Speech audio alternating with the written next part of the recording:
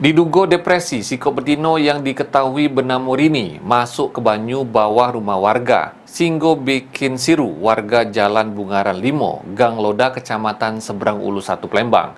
Ini korban sudem dievakuasi warga samo dibawa ke pihak keluarganya.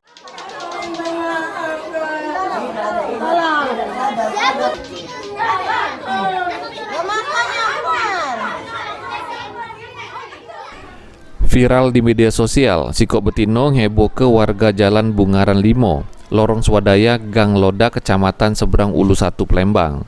Nyebur ke diri ke banyu kubangan di bawah rumah warga. Warga yang mengetahui kejadian tersebut serta Betino tersebut sudem sejam dak metu-metu langsung berinisiatif menjemput di jero kubangan banyu tersebut. Sehingga Betino yang diketahui bernama Rini itu langsung dimandike. Menurut keterangan salah siko warga, Indah ngungkap kalau warga setempat tidak kenal sama Betino tersebut. Betino itu tiba-tiba datang ke gang mereka sambil teriak-teriak minta tolong. Dak lama itu langsung masuk ke jero bawah rumah warga yang berisi banyu kubangan, diperkirakan sedalam 1,5 meter. Tuh dia duduk di sini, berlari ke bawah rumah. Kata kami minta tolong apa sini, kayak kami tolong, dak kata yang nganggu.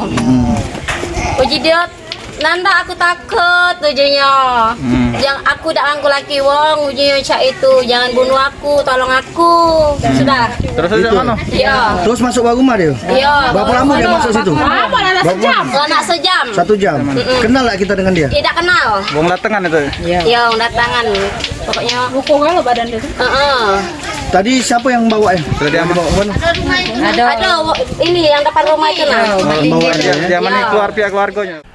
Sesudem dievakuasi oleh warga setempat, Rini langsung dijemput oleh pihak keluarganya. Heru Wahyudi, PAL TV.